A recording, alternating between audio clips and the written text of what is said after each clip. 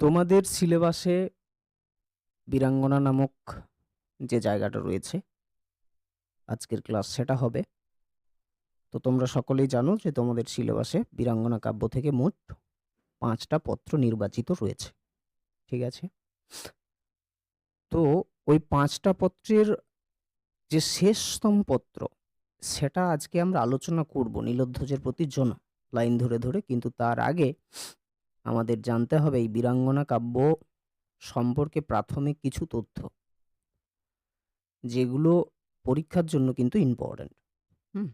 এই সামান্য কিছু যেগুলো বলবো সেগুলো একটু মার্ক করে রাখবে, যদিও ভিভিআই করে দেওয়াই রয়েছে এখানে, সেগুলো একটু পড়তে হবে তোমাদের। এই জায়গাটা কমপ্লিট করার পরে সরাসরি মনে করো আমরা যদি জনা পত্রিকায় ঢুকে নিয়ে আমরা যদি এই স্লাইড চেঞ্জ হয়েছে দেখতে পাচ্ছ তো? হ্যাঁ স্যার। হ্যাঁ, ডাইরেক্ট যদি আমরা এইভাবে পড়ি যে বাজিছে রাজতরণের রণবাদ্য আজি, শেষে অশ্ব গর্জে গজ উড়িছে আকাশে রাজকেতু, তাহলে কিন্তু আমরা বুঝতে পারবো না কিছু। কবিতাটা খুব সুন্দর, কিন্তু মানে 11 ছিল আমাদের। হ্যাঁ, সত্যিই সুন্দর। ডাইরেক্ট ওখানে কিন্তু আমরা বুঝতে পারবো না ওখানে গেলে। জনা শুরুতে এরকম কেন বলছেন সেটা জানার জন্য আমাদেরকে একটু ব্যাকে যেতে হবে, কিছু কাহিনী। তো সেই কাহিনীগুলোও কিন্তু আমাদেরকে বুঝতে হবে। তারপরে আমরা সেই জায়গাতে ঢুকবো, তার আগে কিন্তু নয়। ওকে? তো যত দূর হবে আমাদের যে কটা লাইন শেষে আমরা আলোচনা করতে পারবো সেটাই ঠিক আছে, চাপ নেওয়ার কিছু দরকার নেই, অনেক সময় আছে আমাদের হাতে। তাহলে প্রথম প্রশ্ন বলো যে বীরাঙ্গনা কাব্য কে লিখেছে? Michael Madhusudan Michael Madhusudan Dutta. এই তো সবাই 8 পয়েন্ট। মাইকেল মধুসূদন দত্ত লিখেছেন হচ্ছে বীরাঙ্গনা কাব্য। ওকে? তো মাইকেল মধুসূদন দত্ত সম্পর্কে শুধুমাত্র যেটুকু জানার যে ইনি কোথায় জন্মগ্রহণ করেছেন। সাগরদাড়ি গ্রামে জন্মগ্রহণ করেছেন 1824 খ্রিস্টাব্দে 25শে জানুয়ারি। নর্মাল, মনে রাখার দরকার নেই, কিন্তু বলতে হবে আমাকে সম্মান জানানোর জন্য। প্রথম কাব্যটা একটু মনে রাখার চেষ্টা করবে, তিলোত্তমা সম্ভব। ঠিক আছে? এইটা উনার প্রথম কাব্যগ্রন্থ এটা। হ্যাঁ, তিলোত্তমা সম্ভব, যেটা 1860 খ্রিস্টাব্দে প্রকাশিত হয়। এই কাব্যে তিনি প্রথম অমৃতাক্ষর ছন্দ ব্যবহার করেন। ওকে, ক্লিয়ার জায়গাটা? এইটুকুটা মনে রাখার চেষ্টা করবে, জাস্ট এটা। পরীক্ষাতে এলেও আসতে পারে, না এলেও আসতে পারে। বীরাঙ্গনা কাব্যের প্রকাশকাল তোমাদেরকে মনে রাখতে হবে, কত খ্রিস্টাব্দে প্রকাশিত হয় বলো? 1862। 1862 খ্রিস্টাব্দে প্রকাশিত হয়। ওকে? এইরকমই আর একটা নাম আছে ব্রজাঙ্গনা, ইনারই লেখা, ওটা এর আগে। হ্যাঁ, 1861-তে। তো বীরাঙ্গনা কাব্য প্রকাশিত হচ্ছে কত? 1862-তে। এই সালটা কিন্তু খুব ইম্পর্টেন্ট। এরপরেরটা হচ্ছে সব থেকে বেশি ইম্পর্টেন্ট, যদিও এখানে স্টার মার্ক দেওয়া নেই, তো দুঃখিত, তোমরা দিয়ে নেবে। এটা হচ্ছে বাংলা ভাষায় লেখা প্রথম সার্থক পত্রকাব্য। এটা ভালো করে মনে রাখবে, পরীক্ষাতে যদি কম্পিটিটিভ এক্সামের প্রশ্ন এটা, যে বাংলা ভাষায় লেখা প্রথম সার্থক পত্রকাব্যের নাম কি বলো? বীরাঙ্গনা কাব্য। বীরাঙ্গনা কাব্য। কে লিখেছেন? মাইকেল মধুসূদন দত্ত। তাহলে এটা খুব ভালো করে মনে রাখতে হবে।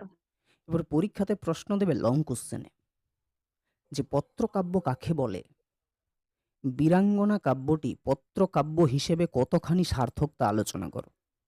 অন্যতম একটা ইম্পর্ট্যান্ট লং কোশ্চেন তোমাদের 10 নম্বরে এইবারে আসার জন্য। এই প্রশ্নের উত্তর তোমাদেরকে করে রাখতে হবে, 99% চান্স আছে এই প্রশ্নের উত্তর আসা। তাহলে পত্রকাব্য কাকে বলে এটা তোমাদেরকে জানতে হবে। ছোটবেলায় আমরা চিঠি লিখেছি, তাই না? আমাদের যুগটাই হয়তো শেষ প্রেমিকাকে চিঠি দেওয়ার শেষ যুগ, তাই না রে? তোমরা দিয়েছো জীবনে ছোটবেলায় কাউকে? বাংলা নিয়ে পড়ছো, কথা বলো। এমন এখানে কেউ আছো যে ছোটবেলায় তুমি তোমার ভালোবাসার মানুষকে পত্র দিয়েছো লুকিয়ে লুকিয়ে? গ্রিটিংস কার্ড, গ্রিটিংসই বলে নাকি রে? হ্যাঁ স্যার। এমনও হয়েছে গ্রিটিং কার্ডসেও লিখে দিয়েছি লাভ ইউ, হ্যান ত্যান। না স্যার, না স্যার, ওইসব নাই। বন্ধুদেরকে দিয়েছিলাম ছোটবেলায়। বন্ধুদের আমি তো প্রচুর পত্র লিখেছি। পত্রের প্রথমে জানাই আমার উথল পাথল ধড়ফড়ানি ভালোবাসা, দিল তো পাগল হে দিল দিওয়ানায়। তো ব্যাপারটা হচ্ছে পত্র কি করে? পত্র কি বলতো? আমাদের মনের কথাটা আমরা লিখে জানাই, হ্যাঁ কি না? এটাই তো পত্র। হ্যাঁ স্যার। এর ঊর্ধ্বে কি কিছু আছে? তো এখন ঘটনাটা হলো, পত্রকাব্য মানে কি বলতো? পত্রকাব্য মানে হচ্ছে যে কাব্য চিঠির বা পত্রের আঙ্গিকে কবির বা চরিত্রের মনের ভাব ও অনুভূতি প্রকাশ করা হয়। একটা কবিই তো একটা চরিত্র সৃষ্টি করেন, তাই না রে? হ্যাঁ কি না? সৃষ্টি করেন। হ্যাঁ হ্যাঁ স্যার। একজন লেখকই একটা চরিত্র সৃষ্টি করে। এরপরে সেই লেখক সেই চরিত্রটাকে কিভাবে চালাবে? সেই চরিত্রটা কি এসে নিয়ে কথা বলে যে, "বাবু আমি এসেছি, এই নাও আমি বলে দিচ্ছি তুমি টুকটুক করে লেখো।" যে আমি এইটা বললাম। এরকম হয় কি? তুমি নদীর ধারে বসে আছো, নদীটাকে দেখে তোমার একটা ফিল হচ্ছে। নদীটা কি তোমার সামনে এসে নিয়ে বলবে যে, "এই আমি হলাম নদী, তুমি আমাকে তাকালে, আমারও ভালো লাগলো, নাও দুটো শব্দ বলছি, তুমি লিখে নাও, এটা কবিতা হয়ে যাবে।" হয় কি এরকম? নিশ্চয়ই না। না স্যার। তুমি নদীটাকে দেখো, তুমি ফিল করো, তুমি অনুভব করো, দেন তুমি কলম চালাও, তাই না? তো যে কাব্যে চিঠির মাধ্যমে বা পত্রের মাধ্যমে কবি তার নিজের অনুভূতি বা তার সৃষ্টি চরিত্রের অনুভূতিকে প্রকাশ করে, তাকে কি বলা হয়?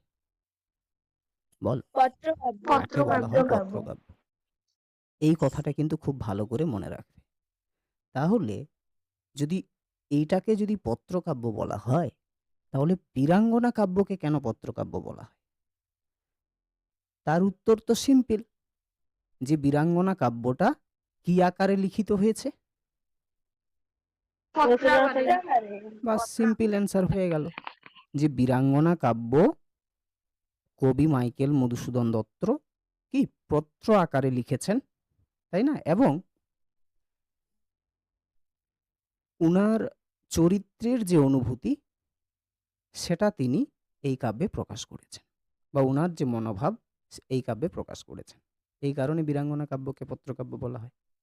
সিম্পল ভাবে যদি আমরা বলতে চাই, তাহলে আমরা একটা লাইনেই ক্লিয়ার করে দিতে পারি যে, যেহেতু বীরাঙ্গনা কাব্যটি পত্রাকারে রচিত বা পত্রের আঙ্গিকে রচিত, তাই এটিকে কি বলা হয়? পত্রকাব্য বলা হয়। ক্লিয়ার হয়েছে জায়গাটা? ক্লিয়ার?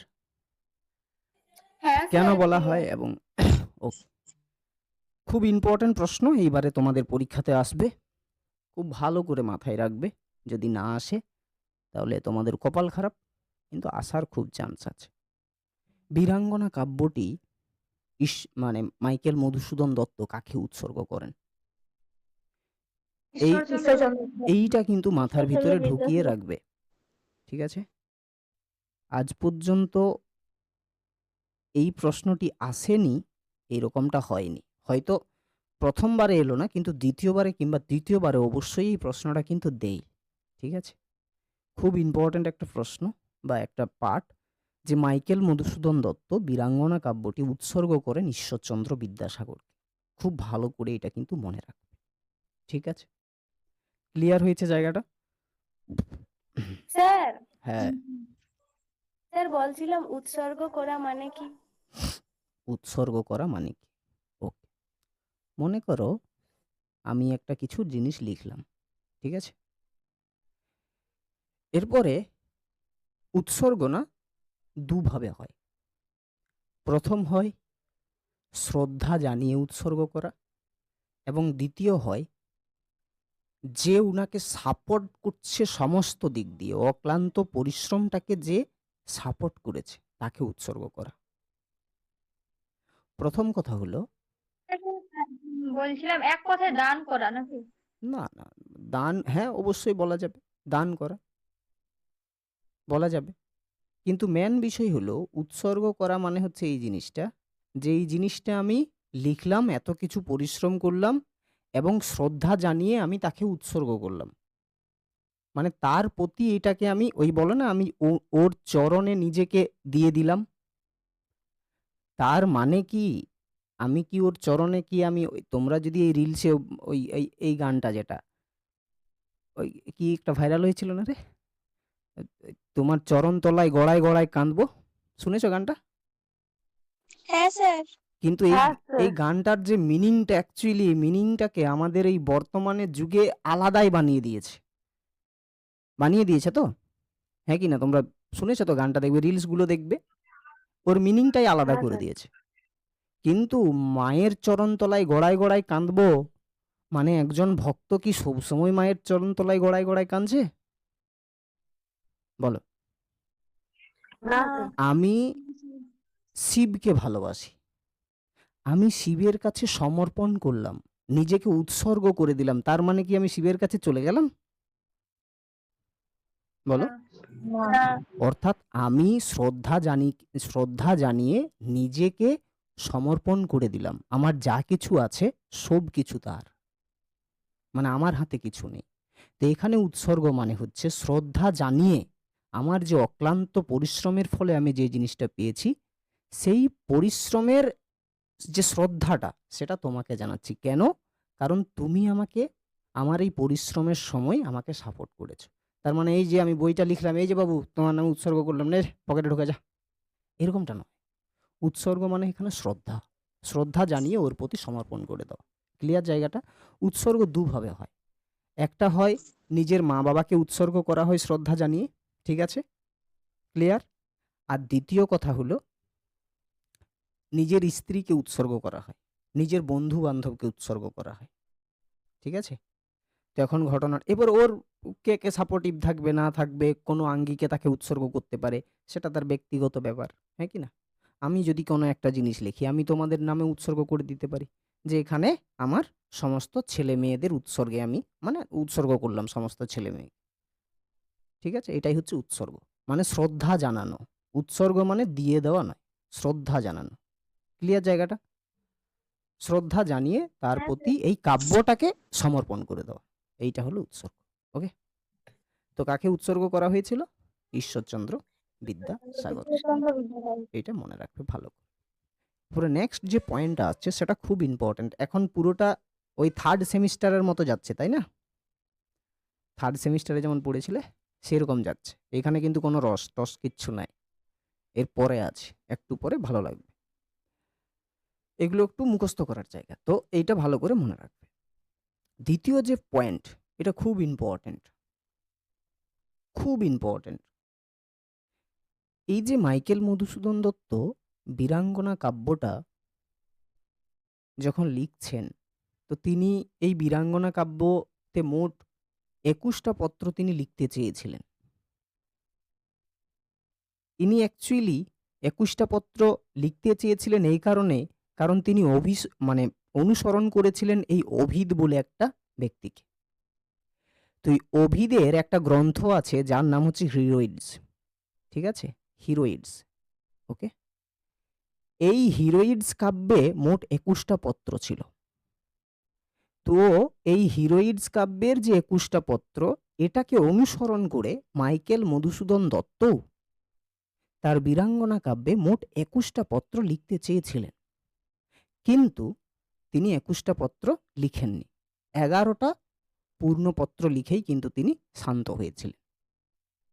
তাহলে পরীক্ষাতে প্রশ্ন দেবে যে কোন পাশ্চাত্য, খুব ভালো করে টার্মটা শুনবে, পাশ্চাত্য, ইতালীয় কবি ওভিদ, মানে ওভিদ হচ্ছে ইতালির একজন ব্যক্তি। আর যারা ইতালি, আমেরিকা, ফ্রান্স এইসব যারা হয় ব্যক্তি হয়, এদেরকে আমরা কি কবি বলা হয়? পাশ্চাত্য কবি বলি এদেরকে, ঠিক আছে। তাহলে পরীক্ষাতে যদি প্রশ্ন আসে যে মাইকেল মধুসূদন দত্তের বীরাঙ্গনা কাব্যে কোন পাশ্চাত্য কবির প্রভাব আছে, কি হবে? কবি উদ্ভিদের। কবি অভিদের, হ্যাঁ, বা কোন পাশ্চাত্য কবির কাব্যের প্রভাব রয়েছে, তখন কি হবে? ওভিদের হিরোইডস কাব্যের। ব্যাপারটা বুঝতে পারলে কি বললাম? ব্যাপারটা বুঝতে পেরেছো? হ্যাঁ স্যার। হ্যাঁ, এটা কিন্তু ভালো করে মনে রাখবে, হ্যাঁ কারণ ওভিদকে অনুসরণ করে তিনি কিন্তু বীরাঙ্গনা কাব্যটা লিখেছেন। ওকে, মোট 21টা পত্র লিখতে চেয়েছেন, কিন্তু তিনি পেরেছেন কটা লিখতে? কটা লিখেছেন? 11টি। 11। 11টা। জায়গা ক্লিয়ার? জায়গা ক্লিয়ার? হ্যাঁ স্যার। ওকে। হ্যাঁ স্যার। এরপরে মাইকেল মধুসূদন দত্তের এই 11টা পত্রের মধ্যে তোমাদের সিলেবাসের পাঠ্য লিখেই দিয়েছি। তোমাদের পাঠ্য, কারণ প্রশ্ন এরকমই দেবে যে তোমাদের মাইকেল মধুসূদন দত্তের বীরাঙ্গনা কাব্য অনুযায়ী বা বীরাঙ্গনা কাব্যের কটি পাঠ্য তোমাদের সিলেবাসে রয়েছে বা কটি পাঠ্য তোমাদের রয়েছে? কটা হবে? পাঁচটা। একটা হচ্ছে দুষ্মন্তের প্রতি শকুন্তলা, সোমের প্রতি তারা, দশরথের প্রতি কেকই, লক্ষণের প্রতি শূর্পণখা আর নীলধ্বজের প্রতি জোনা। খুব ভালো করেই পাঁচটার নাম কিন্তু তোমাদের মুখস্থ রাখতে হবে। ক্লিয়ার হয়ে গেছে জায়গা এটা? এই স্লাইড ক্লিয়ার? ওকে। এরপরে এই 11টা পত্র কোন পত্র? 11টা পত্র মনে রাখার দরকার নেই, ঠিক আছে? আমি ওই জন্য এই পিডিএফে দিয়েও নি, দেওয়া আছে 11টা পত্র। কোথাও দেখেছো তোমরা? আগেই তো গ্রুপে পাঠিয়েছি। 11টা পত্রের পরপর নাম দিয়েছি? দিইনি, কোনো দরকার নেই। বীরাঙ্গনা বই সার্চ করলে 11টা পত্রের নাম পেয়ে যাবে। তো এখন ঘটনাটা হলো এই 11টা পত্রের মধ্যে কোন কোন পত্র কত সংখ্যক পত্র পরীক্ষাতে দেবে যে নীলধ্বজের প্রতি জনা কত সংখ্যক পত্র, সোমের প্রতি তারা কত সংখ্যক পত্র, লক্ষণের প্রতি শূর্পণখা কত সংখ্যক পত্র।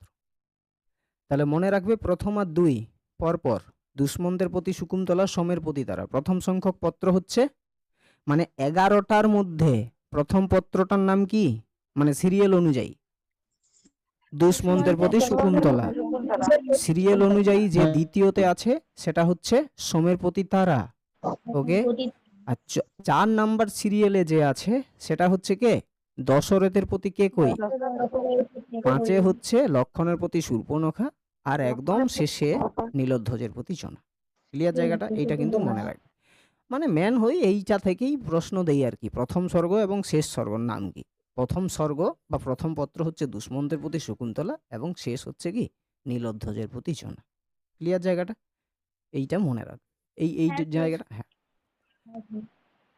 এই পত্রটা বা এই বীরাঙ্গনা কাব্যটা একটা ছন্দে লেখা, সেটার নাম হচ্ছে অমৃতাক্ষর ছন্দ।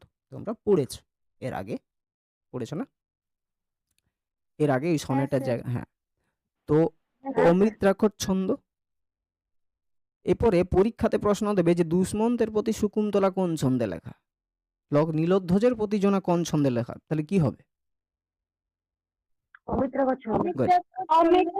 এই জায়গাটা কিন্তু মনে রাখবে। যাই বলুক, বীরাঙ্গনা কাব্যের প্রত্যেকটা অংশ কিন্তু অমৃতাক্ষর ছন্দে কিন্তু লেখা, ঠিক আছে? ক্লিয়ার? এগুলো সব সনেট জাতীয়, তাই না? মানে ওই আমার অক্ষরবৃত্ত রীতিকে কেন্দ্র করে যাবে, হ্যাঁ কি না রে? পড়েছিস তো তোরা? Sorry, 4th same. হ্যাঁ। বীরাঙ্গনা কাব্যের প্রথম পত্র হচ্ছে দুষ্মন্তের প্রতি শকুন্তলা, শেষ হচ্ছে নীলধ্বজের প্রতি জনা। ক্লিয়ার? এইটা এখানে আমি অ্যাড করে দিয়েছি এবং পড়ানোর সময়ও তোমরা বুঝতে পারবে। পরীক্ষাতে প্রশ্ন দেবে এখান থেকে যে কোন পত্রটি কোন, মানে কোথা থেকে অনুসরণ করে লেখা হয়েছে। দুষ্মন্তের প্রতি শকুন্তলা যেটা, সেটা মহাভারতের কাহিনী অবলম্বনে লেখা হয়েছে। ওকে। আমাদের এখানে সোমের প্রতি তারা যেটা, সেটা পুরাণ, ব্রহ্মবর্ত পুরাণ অবলম্বনে লেখা হয়েছে। দশরথের প্রতি কেকই রামায়ণের কাহিনী অবলম্বনে, লক্ষণের প্রতি শূর্পণখাও রামায়ণের কাহিনী, আর নীলধ্বজের প্রতি জনা আমাদের যেটা, সেটা মহাভারতের কাহিনী অনুসারে লেখা। ঠিক আছে? ক্লিয়ার? এই জায়গাটা একটু মনে রাখার চেষ্টা করবে, মানে কোনটা কোন অবলম্বনে লেখা। কারণ বীরাঙ্গনা কাব্য তো মহাভারত, পুরাণ, রামায়ণ এগুলোকে অনুসরণ করে কিন্তু, মানে কাহিনী যেটা, পরীক্ষাতে যদি প্রশ্ন দেই যে বীরাঙ্গনা কাব্যের কাহিনী কোথা থেকে সংগ্রহ করেছেন মাইকেল মধুসূদন দত্ত, তাহলে উত্তর কি হবে?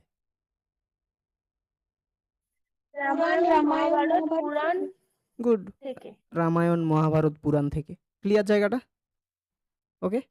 এবারে এখানে দেখবে একটা এক্সট্রা জিনিস দেওয়া আছে, তোমাদের সিলেবাসে দেখবে কেকই নাম আছে, দশরথের প্রতি কেকই, নট কৈকেয়ী। আমরা কি জানি? এইটাই জানি তো রামায়ণে। আমরা কি কেকই বলি কোনোদিন? আমরা কি কখনো কেকই বলি? তোমরা বলেছো কেকই? দেখবে অ্যাকচুয়ালি হচ্ছে এটা, হ্যাঁ কি না?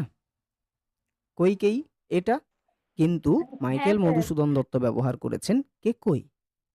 এটার কারণ হচ্ছে এটা যে 1803 খ্রিস্টাব্দে শ্রীরামপুর মিশন থেকে যখন রামায়ণের মূল ভাগ প্রকাশিত হচ্ছে, ঠিক আছে, তখন এই কৈকেয়ীকে কৈকেয়ী না লিখে কেকই লেখা হয়েছে, রূপটা কেকই করা হয়েছে। কেন করেছে সেটা আমি জানি না। সেটাকে অনুসরণ করেই মাইকেল মধুসূদন দত্ত তার বীরাঙ্গনা কাব্যে কৈকেয়ী জায়গাতে শব্দটা ব্যবহার করেছেন কেকই। ওকে, পরীক্ষাতে আসে না। ইনকেসের ব্যাপারে যদি কোনোদিন জিজ্ঞেস করে তোমাদেরকে যে তুমি তো বিশাল পড়েছ, যদি পড়ে থাকো তাহলে বলো যে দশরথের প্রতি কৈকেয়ী না করে কেকই কেন করা হয়েছে, তাহলে যেন উত্তর দিতে পারো। বলো, ক্লিয়ার জায়গা? এখানে এত দূর অবধি প্রাথমিক তথ্য বলে দিয়েছি, স্টার মার্কগুলো ভালো করে করে রাখবে। ক্লিয়ার বাবুরা? এই জায়গা ক্লিয়ার তোমাদের? হ্যাঁ স্যার। ওইটা তোমরা পড়ে ফেলবে, ওইটা তোমাদের দায়িত্ব, আমার দায়িত্ব কিন্তু নয়। ওকে।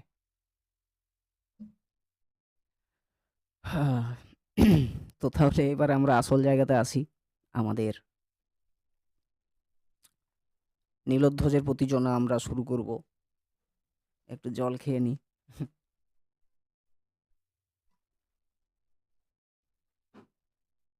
গলা শুকিয়ে যাচ্ছে রে।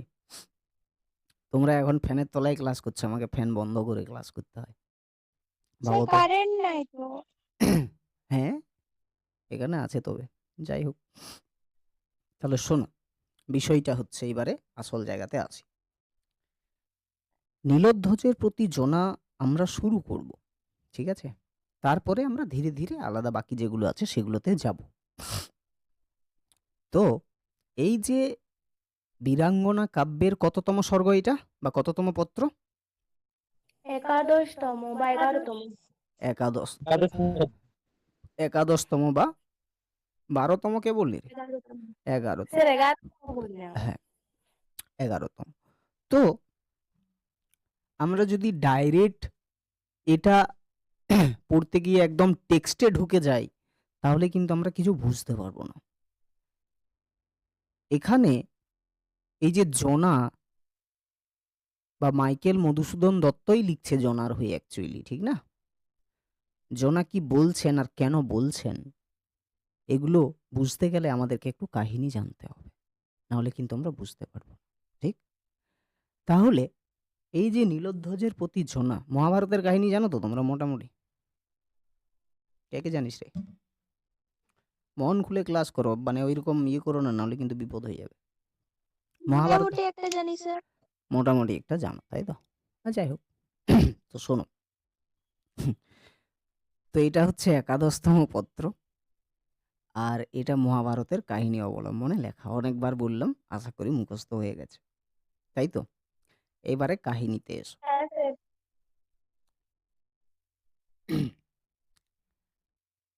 কাহিনীটা হবে এই রকম। সেটা হবে কি না, এই যে নীলোধ্বজের প্রতি জনা, এই জায়গাটার পুরো জায়গা বুঝতে গেলে আগের আমাদেরকে একটু জায়গা জানতে হবে, সেটা আমি শুরু করছি। কুরুক্ষেত্রের যুদ্ধের নাম শুনেছ?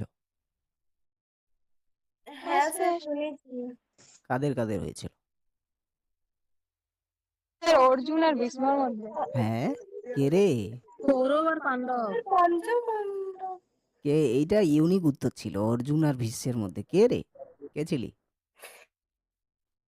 হ্যাঁ, যাই হোক, কুরুক্ষেত্র যুদ্ধ কাদের মধ্যে হয়েছিল? গাধাগুলা। স্যার পঞ্চপাণ্ডব হবে নয়? হ্যাঁ, পঞ্চপাণ্ডব আর পাণ্ডব আর কৌরব। হ্যাঁ, পাণ্ডব আর কৌরব, ঠিক আছে? পাণ্ডব আর কৌরবদের মধ্যে হয়েছিল। তো কতদিন পর্যন্ত যুদ্ধ চলেছিল? স্যার 18 দিন। গুড। তাহলে কুরুক্ষেত্র যুদ্ধ মহাভারতের খুব গুরুত্বপূর্ণ একটা যুদ্ধ। ধর্মের প্রতিষ্ঠার জন্য এই যুদ্ধ হয়েছিল। মোট 18 দিন যুদ্ধ চলেছিল। এই যুদ্ধে এক সাইডে ছিল আমাদের পাণ্ডব, আর এক সাইডে ছিল কৌরব, ঠিক না? এই কৌরবের 100টা পুত্র বেটা ছিল ধুরন্ধর। এরা ধর্ম টর্ম কিছু বুঝতো না। আর এই পাণ্ডব, 5 ভাই পাণ্ডব, এদের সাথে ছিল আমাদের স্বয়ং কৃষ্ণ, তাই না? কিসের জন্য ছিল না? ধর্ম প্রতিষ্ঠা করার জন্য। তো যুদ্ধ চলছে। যুদ্ধ যত এগিয়ে গেছে সামনের দিকে তত এলাকা শূন্য হয়নি, মানুষের হৃদয়গুলো শূন্য হয়ে যেতে শুরু করেছিল। কেন? কারণ এই 18 দিনের যুদ্ধে দুই পক্ষেই নিজেদের অনেক আত্মীয় স্বজন হারিয়েছে। তো আলটিমেটলি ফাইনাল জিতটা কাদের হয়েছিল? যুদ্ধ শেষে জিতেছিল কারা? জিতেছিল কারা কুরুক্ষেত্রের যুদ্ধে? পাণ্ডবরা। পাণ্ডবরা জিতেছিল। তো পাণ্ডবরা তো জিতে গেল, কিন্তু জিতার আগে মুহূর্তে, জাস্ট কিছুক্ষণ আগে মুহূর্তে, ভীম বলে একজন ব্যক্তি আছে, সবাই জানো তোমরা, তাই না? ভীম ভীম কৌরবদের ওই যে 100 পুত্রকে কে মেরেছিল কুরুক্ষেত্রের যুদ্ধে? ভীম মেরেছিল, তাই না? 99টা পুত্রকে মারার পরে, ঠিক আছে, 99টা পুত্রকে মারার পরে একজনকে মারা বাকি ছিল, যার নাম কি ছিল? দুর্যোধন, তাই না? দুর্যোধনই তো ছিল, হ্যাঁ কি না? দুর্যোধন, যে বড় বড় পুত্র যে কৌরবের, তো প্রায় জিতে গেছে, দুর্যোধন বেঁচে আছে। অশ্বত্থামার সাথে দুর্যোধন একটা পরিকল্পনা করলো। অশ্বত্থামা বলছে যে ঠিক আছে, তুমি চাপ নিও না, তোমার বংশকে যেভাবে শেষ করেছে আমি ওদের বংশকে শেষ করে ওদের দ্বীপ নিভিয়ে দেব। তখন ওই যে সন্ধ্যার সময় যুদ্ধ শেষ হওয়ার পরে শিবিরে সবাই থাকতো, তো তাহলে পাণ্ডবদেরও 5 জনের 5টা ছেলে ছিল, জানো তো তোমরা এটা? ওরা শিবিরের ভিতরে শুয়েছিল। অশ্বত্থামা এসেছিল ওই ওদেরকে হত্যা করার জন্য, মানে অর্জুন, যুধিষ্ঠির, এদেরকে 5 ভাই পাণ্ডব। কিন্তু সে শিবিরে ঢুকলো এই ভেবে যে এখানে অর্জুনরা আছে, এবং 5টা পুত্রকে হত্যা করে দিল। তাহলে যুধিষ্ঠির বা পাণ্ডবের কোল থেকে নিজেদের সন্তানগুলোও চলে গেল। আর অর্জুনের পুত্র আগে অভিমন্যু তো চলেই গেছে, তাই না? অভিমন্যুর নাম তোমরা সবাই শুনেছ। তো ব্যাপারটা বোঝার চেষ্টা করো এখানে। তারপরে ভীম ওইদিকে যুধিষ্ঠিরকে, সরি, দুর্যোধনকে ফিনিশড করে দেই, চাপের কিছু নেই। এখন ঘটনাটা হলো ফাইনালি জিতে গেল কারা? জিতে গেল পাণ্ডবরা। কিন্তু পাণ্ডবরা যখন জিতে গেল, তারপরে যুধিষ্ঠির যখন তাকিয়ে দেখছে, যুধিষ্ঠিরই তো নাকি বড় যে পাণ্ডবদের বড় যুধিষ্ঠির যখন তাকিয়ে দেখছে যে সে কত কিছু হারিয়েছে, নিজের মানে নিজের পুত্র থেকে শুরু করে সব কিছু, কত কত আত্মীয় স্বজন হারিয়েছে, তখন তার হৃদয়ের ভিতরটা পুরো না শূন্যতায় পরিপূর্ণ হয়ে গেল। তখন সে টার্গেট করলো যে আমি এই ক্ষত্রিয় ধর্ম ত্যাগ করে আমি বনে চলে যাব। নিজেকে সে শান্ত রাখতে পারেনি। তাহলে সে যদি বনে চলে যায়, তাহলে হস্তিনাপুরে কি ধর্ম প্রতিষ্ঠা হবে? আসল রাজা কি, মানে রাজ্যাভিষেক হবে? আসল রাজা কি বুঝতে পারবে? যুধিষ্ঠিরকে তো ওর তো রাজ্যাভিষেক করতে হবে, তাই না? তো তাহলে এখন ঘটনাটা হলো, এ যখন বনে চলে যাওয়ার পরিকল্পনা করছে, তখন আমাদের কৃষ্ণ, আমাদের বেদব্যাস এবং নারায়ণ, এই 3 জনে মিলে ওকে বলল যে দেখো এরকম করো না, এই যে কুরুক্ষেত্রের যুদ্ধ ধর্ম প্রতিষ্ঠা করার জন্য যে টুকটাক পাপ কাজ হয়েছে সেগুলো মুক্ত হয়ে যাবে, এবং তোমাকে চক্রবর্তী সম্রাট হিসেবে প্রতিষ্ঠা লাভ করতে হবে। তার জন্য তোমাকে একটা কাজ করতে হবে। তোমরা যদি বলো এবারে, কই না তো, যুধিষ্ঠির তো কোনো পাপ কাজ করেনি, করেছে একটা, কি জানো? যুধিষ্ঠির তার জীবনে একটাই মিথ্যা কথা বলেছে। যুধিষ্ঠির একটা মিথ্যা কথা বলেছে, কি জানো?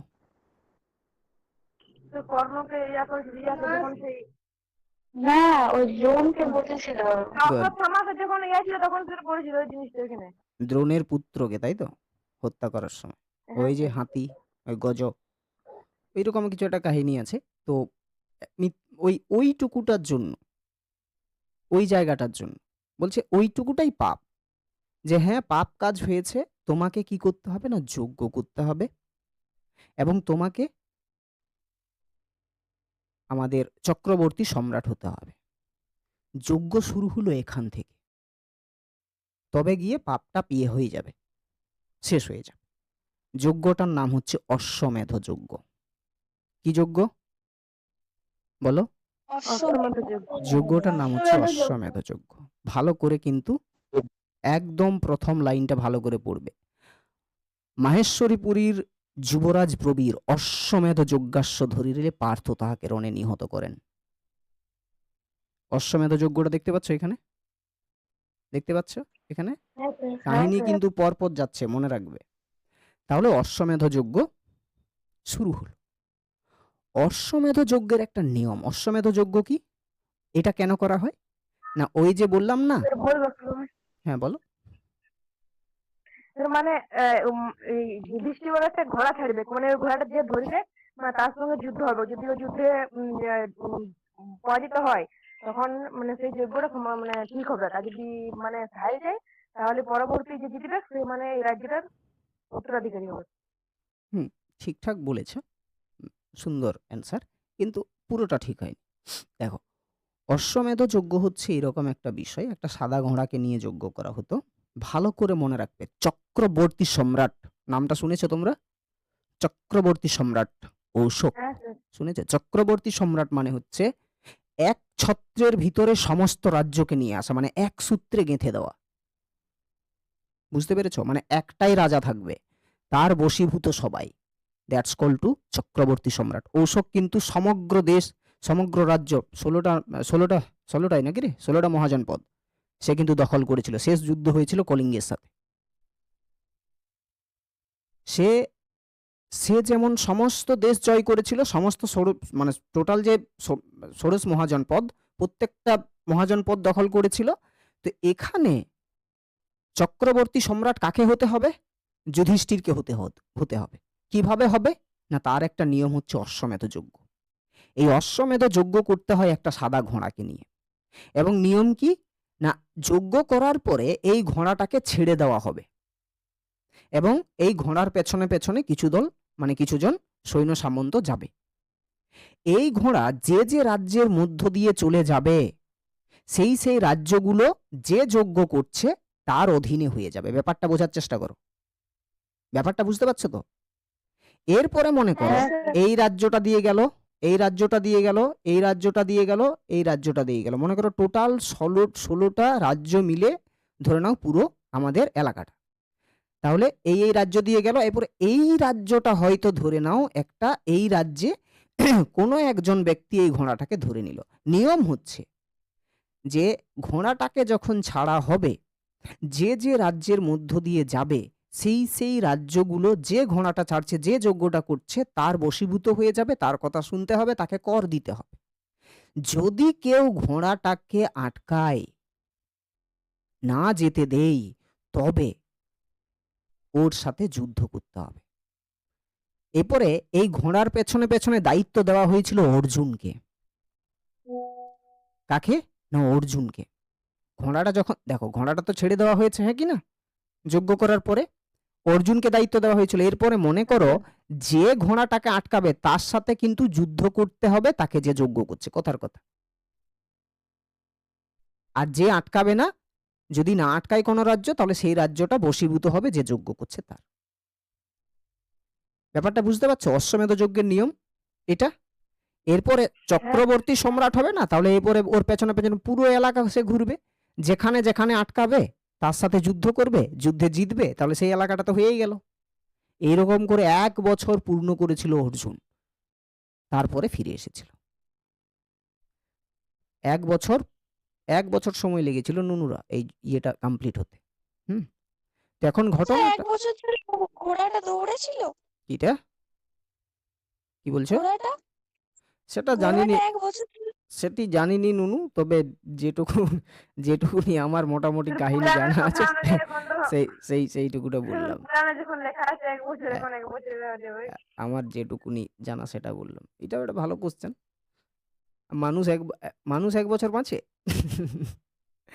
যাই হোক, দেখো। স্যার বাচ্চাগুলো আছে যে, হ্যাঁ, মানুষ বাজে স্যার ওই হ্যাঁ, যে জন্মদিনগুলো আছে যে। হ্যাঁ ঠিক, এটা একটা ভালো কথা বলেছো। তো এখন ঘটনাটা হলো যে অশ্বমেধ যজ্ঞ কি, এটা বুঝতে পেরেছো তো? অশ্বমেধ যজ্ঞ কি বুঝতে হ্যাঁ পেরেছো? স্যার। হ্যাঁ স্যার। হ্যাঁ, তো এখন হ্যাঁ বলো, বলো বলো, কিছু বলছো? তাহলে এখন কি হলো, না যজ্ঞটা কে করছে ভালো করে বলো, যজ্ঞটা কে করছে তাহলে? অশ্বমেধ যজ্ঞটা এখানে কে করছে? যুধিষ্ঠির। যুধিষ্ঠির। সবার ক্লিয়ার হয়েছে? এরপরে যুধিষ্ঠির যজ্ঞ করার পরে হ্যাঁ, ঘোড়া স্যার। কিন্তু ছেড়ে দেওয়া হয়েছে। ঘোড়া কিন্তু একটা করে রাজ্যে যাচ্ছে। এই যেতে যেতে একটা জায়গা আছে, সেই জায়গাতে গন্ডগোল মানে ক্রিয়েট হয়ে গেছে। সেই জায়গাটার নাম কি? এইখানে দেখো লেখা রয়েছে, মাহেশ্বরীপুরী। দেখতে পাচ্ছ? মাহেশ্বরী। ওকে। মাহেশ্বরীপুরীর রাজার নাম হচ্ছে নীলধ্বজ, আর তার স্ত্রীর নাম হচ্ছে জনা। এই জনা। নীলধ্বজ তাদের এবং পুত্র জনার প্রবীর। পুত্রের নাম হচ্ছে প্রবীর। ব্যাপারটা বোঝার চেষ্টা করবে বাবুরা। নীল নীলধ্বজ এর স্ত্রীর নাম কি বলো? জনা। জনা। নীলধ্বজ এবং জনার পুত্রের নাম কি? প্রবীর। প্রবীর। ভালো করে দেখো, মাহেশ্বরীপুরীর যুবরাজ প্রবীর অশ্বমেধ যজ্ঞাস্য ধরিলে পার্থ মানে অর্জুন তাহাকে রণে নিহত করেন। তাহলে এইখানে বেটা আমাদের এটা তাহলে কে হবে? এটা তাহলে কে? প্রবীর। প্রবীর। প্রবীর তাহলে অশ্বটাকে ধরেছে, অর্জুনে এখানে ঢুকিয়ে দিয়েছে। যা ফুটা। তাহলে কি হলো না, অর্জুন কাকে হত্যা করলো এখানে? প্রবীর। প্রবীর। কেন হত্যা করলো? ঘোড়াটা ধরে কারণ অশ্বমেধ যজ্ঞের ঘোড়াটাকে আটকে ছিল প্রবীর, তাই। এবং নিয়ম অনুসারে অর্জুনকে এখানে যুদ্ধ করতে হয়েছিল। কারণ দায়িত্ব কার ছিল? যুধিষ্ঠির দায়িত্ব দিয়েছিল অর্জুনকে যে তুমি যাও, পুরোটা তুমি দেখভাল করবে। তাহলে অর্জুন কিন্তু একে হত্যা স্যার, করেছে। কিন্তু এখানে অর্জুন ছলচাতুরি করেছিল। এখানে যখন প্রবীরের কাছে কোনো অস্ত্র নাই, তখন তো যুদ্ধ হয় না। দুলোকের পক্ষে তো অস্ত্র থাকা যায় না। একদমই না। কে বললো? সেখানে অর্জুন এবং কৃষ্ণ, কৃষ্ণ তো জানো সব জায়গাতেই থাকেন, ওই দুজন মিলে আটক করার একটা জায়গা দেখানো হয়েছিল যে তোমার হাতে অস্ত্র নেই, তোমার সাথে যুদ্ধ করব না, তুমি শিশু। একটা ওখানে কিছু একটা হয়েছিল আমার যতটা জানা। কিন্তু এই প্রবীর, এই প্রবীর নিজের মানে বীরত্বের উপর অহংকার করে সে কিন্তু যুদ্ধতে লিপ্ত হয়েছিল, ফলে কিন্তু সে প্রাণটা হারায়। ঠিক আছে, এই রকম একটা কাহিনী আছে, মানে ইন্টারনাল আর কি, ভিতরে। এরপরে বাকিটা আমি জানি না, আমার শোনা কথা। ঠিক আছে। তো যাই হোক, তো আমাদের মেন কনসেপ্ট হচ্ছে প্রবীরকে তাহলে হত্যা করলো কে? অর্জুনে। কেন করলো? কারণ যজ্ঞাস্য অর্জুন। ধরেছিল। তাহলে মায়ের কল থেকে যখন একটা সন্তান চলে যায়, তখন মাটা সব দিক দিয়ে কি হয়ে যায়? পাথর হয়ে যায়, শুষ্ক হয়ে যায়, কাঠের মতো। হ্যাঁ কি না? তার হৃদয়টা ছিন্ন ভিন্ন হয়ে যায়। তাহলে মায়ের এই মাটাকে কি নাম? জোনা। জনা। জনা। তাহলে পুত্রের মৃত্যুর জন্য মাতা জোনা প্রচন্ড পরিমাণে শোকাতুর, প্রচন্ড পরিমাণে শোকাহত। আর এই রকম অবস্থাতে যদি এই মেয়েটা দেখে যে যে বেটারা খুন করলো তাদেরকেই তার স্বামী নিয়ে এসে বন্ধুর মতো করে সেবা যত্ন করে, এই বাবু নাও একটু মিষ্টি খাও, একটু চপ খাও, একটু ধনেপাতা দেবো, এরকম যদি করে, তাহলে এর কেমন লাগবে বলো তো? বলে ফেলো আমাকে। আমার বাপ রাগ হবে।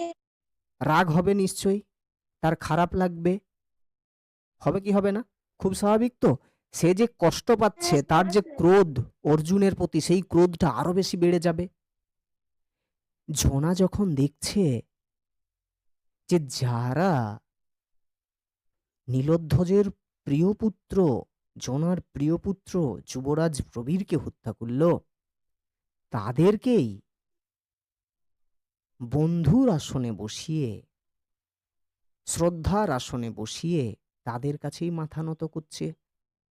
যেখানে ক্ষত্রিয় ধর্ম পালন করা উচিত ছিল নীলধ্বজের, যেখানে নীলধ্বজকে একদম সৈন্য সামন্ত সমস্ত কিছু নিয়ে একদম সৈন্যদের সদলে একদম গিয়ে তাদের সাথে যুদ্ধ করা, এদের সাথে কেন?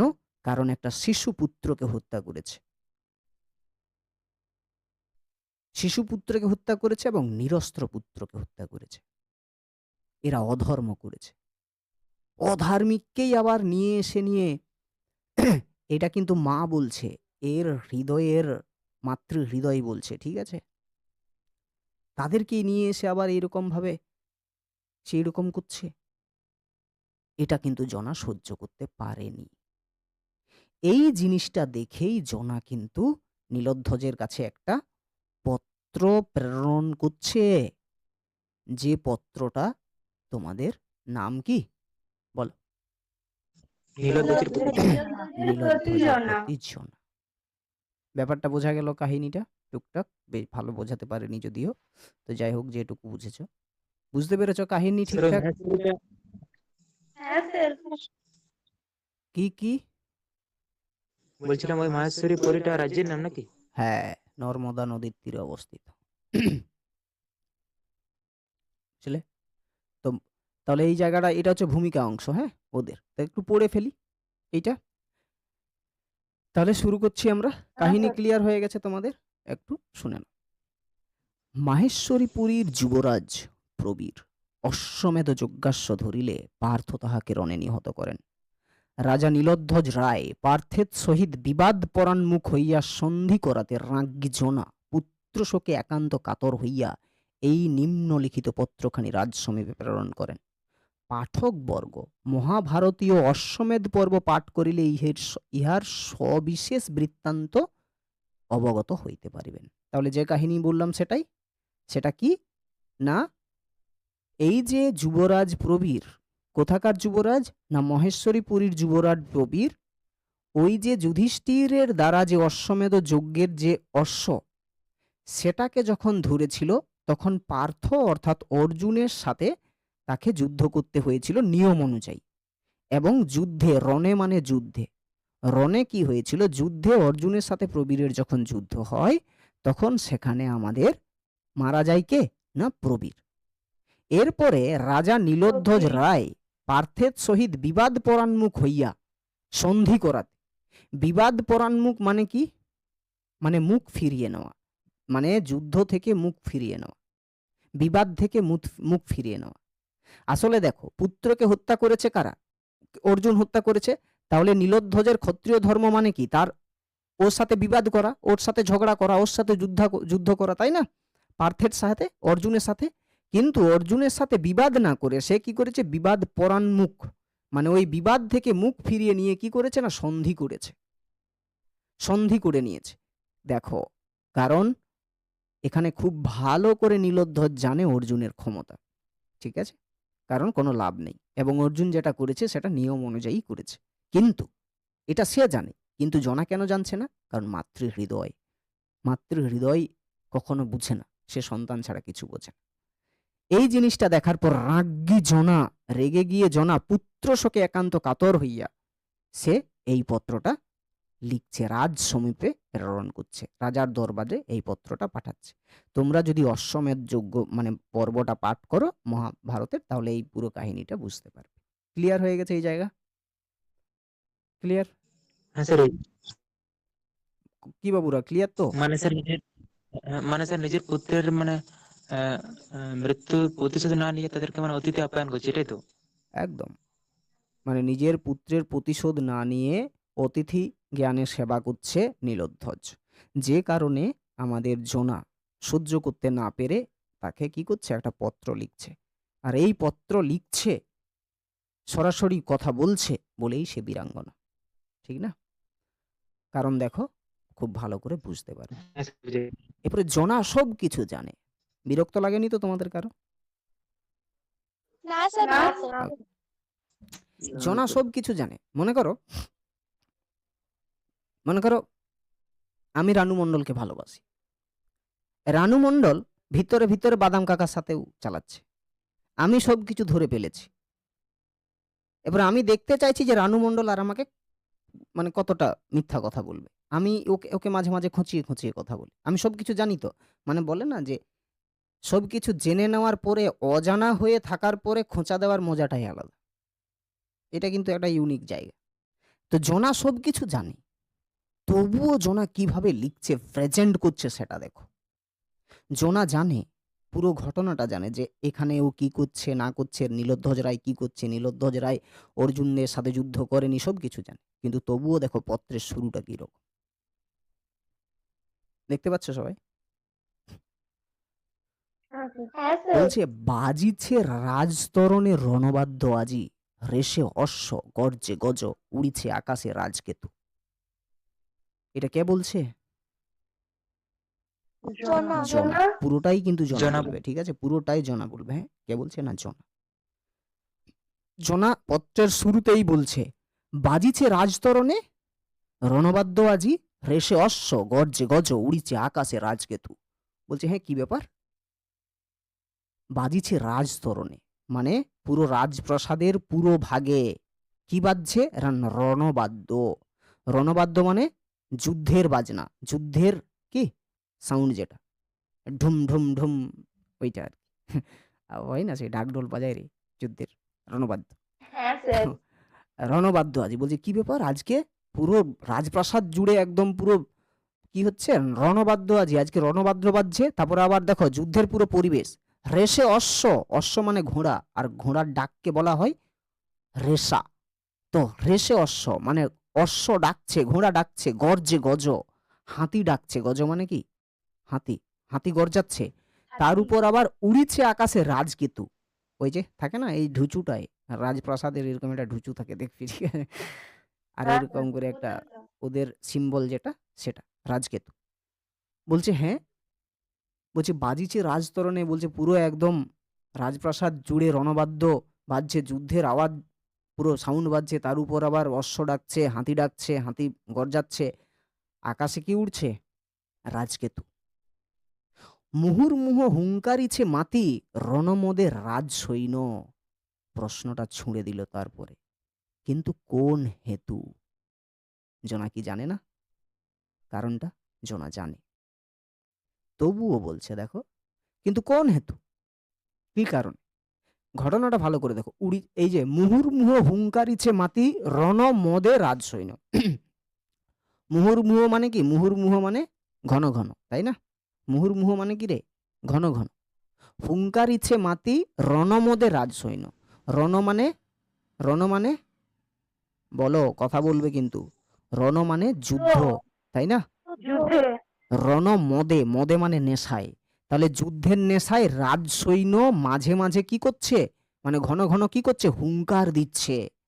তাহলে এইটা পুরোটা প্রথমেই একটা যুদ্ধের প্রেক্ষাপট এলো না, যে পুরো একদম জায়গাটা যেন একটা যুদ্ধের পরিবেশ তৈরি হয়েছে না? পুরো রাজপ্রাসাদ জুড়ে পুরো একদম যুদ্ধের বাজনা বাজছে, অশ্ব ডাকছে, মানে অশ্ব ডাকছে, হাতি গর্জাচ্ছে, আকাশের রাজকেতু উড়ছে, তার উপর আবার রাজসৈন্যগুলো তারা কি করছে? একদম যুদ্ধের নেশায় মত্ত হয়ে মাঝে মাঝে বা ঘন ঘন হুঙ্কার দিচ্ছে। কিন্তু কি কারণটা কি? জোনা প্রথমেই থ্রো করেছে, কিন্তু কারণটা কি? জোনা এটা এমনি এমনিতে লেখেনি, এগুলো ব্যঙ্গ করে লিখেছে, কারণ জানে এগুলো কিছুই হয়নি। জোনা এটা নর্মাল বলছে, কি খোঁচা দিয়ে। তারপরে বলছে অ্যাকচুয়ালি এইটা আসল জায়গাটা হচ্ছে এই জায়গাতে, হাই পাগলিনী তব সমাজে নাচিছে নর্তকী আজি। কিন্তু ঘটনাটা তো আলাদা। এত দূর অবধি ক্লিয়ার হয়েছে তো? ব্যাপারটা এত দূর অবধি ক্লিয়ার হয়েছে তোমাদের? হ্যাঁ স্যার। জোনা বলছে কিন্তু কোন হেতু, কি কারণ? তাহলে কারণটা কি হতে পারে? জোনা খোঁচা দিয়ে বলবে, তাহলে রাজা তুমি কি এইগুলো এই কারণের জন্য করছো? তোমার পুত্রকে হত্যা করেছে কে? অর্জুন। তাহলে অর্জুন এই যে প্রতিশোধ নেওয়ার জন্য তুমি কি একদম সদলে সৈন্য সামন্ত নিয়ে কি তুমি অর্জুনের বিরুদ্ধে যুদ্ধ করতে যাচ্ছ? তুমি কি প্রতিশোধ নিতে যাচ্ছ? এই জন্যই কি এত কিছু? তাহলে এটাকে কি খোঁচা মারা বলা হয় না? বলো। কারণ জনা খুব ভালো করে জানে হ্যাঁ স্যার। খোঁচা মারছে না। সাজিছ কি নররাজ যুঝিতে সদলে, প্রবীর পুত্রের মৃত্যু প্রতিবিধিত শীতে, নিবাইতে শোকাগ্নি ফাল্গুনীর লোহে। আচ্ছা, বলছে তুমি কেন, কিন্তু কোন হেতু, কি কারণে এই রণবাদ্য বাজছে? আচ্ছা, সাজিছ কি নররাজ, নররাজ তুমি কি সাজছ যুঝিতে সদলে? যুঝিতে মানে কি? যুদ্ধ। অর্থাৎ তুমি কি যুঝিতে সদলে, মানে তুমি একদম সদলে সৈন্য সামন্ত নিয়ে যুদ্ধ করতে যাওয়ার জন্য কি এই রকম ভাবে সাজছ নররাজ? প্রবীর পুত্রের মৃত্যু প্রতিবিধিৎসিতে, প্রতিবিধিৎসিতে মানে হচ্ছে প্রতিশোধ নিতে, প্রতিবিধান যাকে বলা, প্রতিশোধ নিতে হবে। ঠিক আছে? বলছে তুমি কি প্রবীর পুত্রের মৃত্যু প্রতিবিধিৎসিতে, বলছে তুমি কি এই রকম ভাবে সাজছ রাজা নীলধ্বজ? হ্যাঁ, এটাই তো তোমার ক্ষত্রিয় ধর্ম, এটাই তো তোমাকে সাজে, তাই না? সত্যি তো। বলছি তুমি কি তাহলে সাজছ তোমার পুত্রের কি মৃত্যুর প্রতিবিধিৎসিতে? তুমি কি তোমার পুত্রের প্রতিশোধ নেওয়ার জন্য এইরকম আজকে একটা পরিবেশ তৈরি হয়েছে? নিবাইতে এই শোকাগ্নি ফাল্গুনের লোহে। বলছে তোমার হৃদয়ের ভিতরে যে শোকাগ্নি, শোক রূপ অগ্নি, রূপক অলঙ্কার, নিবাইতে শোকাগ্নি, তোমার হৃদয়ের ভিতরে যে শোকের আগুনটা জ্বলছে পুত্রের বিরহের কারণে, অর্জুন যে তোমার পুত্রকে হত্যা করেছে তার কারণে তোমার হৃদয়ের ভিতরে যে শোকাগ্নিটা জ্বলছে, তুমি যুদ্ধক্ষেত্রে গিয়ে অর্জুনকে হত্যা করে তার লোহে, তার রক্ত নিয়ে তুমি কি তোমার শোকটা নেভাতে চাইছো? রাজা নীলধ্বজ ফাল্গুনী, ভালো করে মনে ফাল্গুনী মানে রাখবে, কি অর্জুন তো? ফাল্গুনী মানে অর্জুন। অর্জুন। ফাল্গুনী তিথিতে বা ফাল্গুনী নক্ষত্রে অর্জুনের জন্ম হয়েছিল বলে অর্জুনের অপর নাম কি? ফাল্গুন। ফাল্গুনী। ফাল্গুন। খুব ভালো করে পয়েন্টগুলো মনে রাখবে, অর্জুনের অনেকগুলো নাম কিন্তু এখানে আছে, ঠিক আছে? ক্লিয়ার? ক্লিয়ার হয়েছে? বলছে তাহলে রাজা তুমি কি তোমার পুত্রকে হত্যা করেছে অর্জুন, সে কারণে তোমার হৃদয়ের ভিতরে যে শোকাগ্নি রয়েছে সেই শোকাগ্নিটা অর্জুনের লোহে অর্থাৎ রক্ত নিয়ে কি তুমি নেভাবে যুদ্ধক্ষেত্রে গিয়ে? সেই জন্যই কি রাজা তুমি সাজছ? ওই জন্যই কি এই ধরনের একটা রণবাদ্য বাজছে যেখানে সৈন্যগুলো রণমদে মাঝে মাঝে হুংকার দিচ্ছে? এই তো সাজে তোমারে ক্ষত্রমণি, তুমি মহাবাহু। হ্যাঁ, বলছে এটাই তো সাজে, তুমি তো ক্ষত্রিয় না?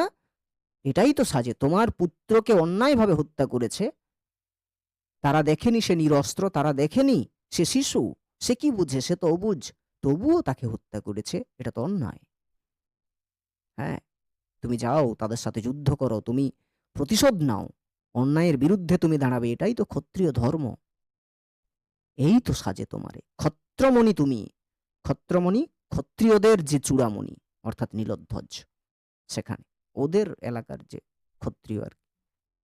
ক্ষত্রমণি তুমি মহাবাহু, তুমি বীর পরাক্রমশালী, ক্ষত্রমণি তুমি, এইটাই তো তোমাকে সাজে।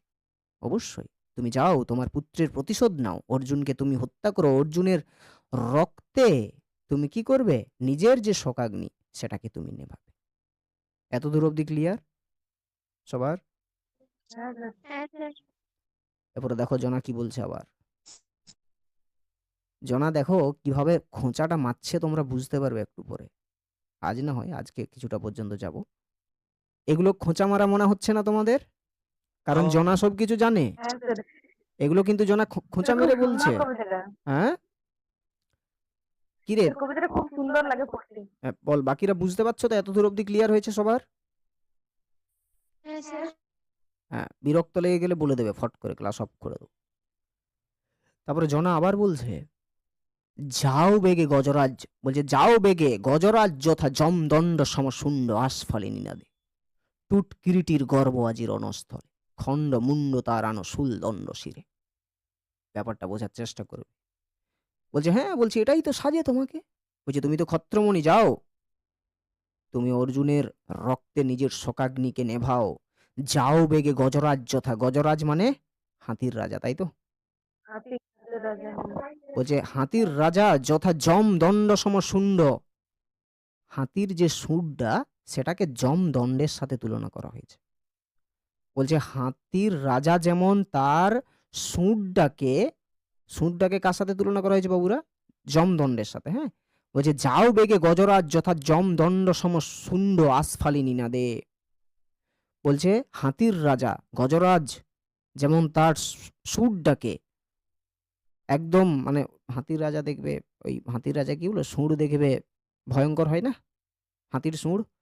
জমদণ্ড সম, হাতি গজরাজ যেমন চিৎকার করে করে জমদণ্ড সম সুর নিয়ে যেমন বেগে একদম যায়, ঠিক সেরকম ভাবে তোমাকে একদম বীর পরাক্রমশালী, একদম গজরাজ জমদণ্ড সম সুরের মতো তোমাকে যেতে হবে। আবারও একবার বলি, ক্লিয়ার করি। যাও বেগে গজরাজ যথা জমদণ্ড সম শুণ্ড আসফালি নিনাদে। নিনাদে মানে, আসফালি নিনাদে মানে কি বলতো?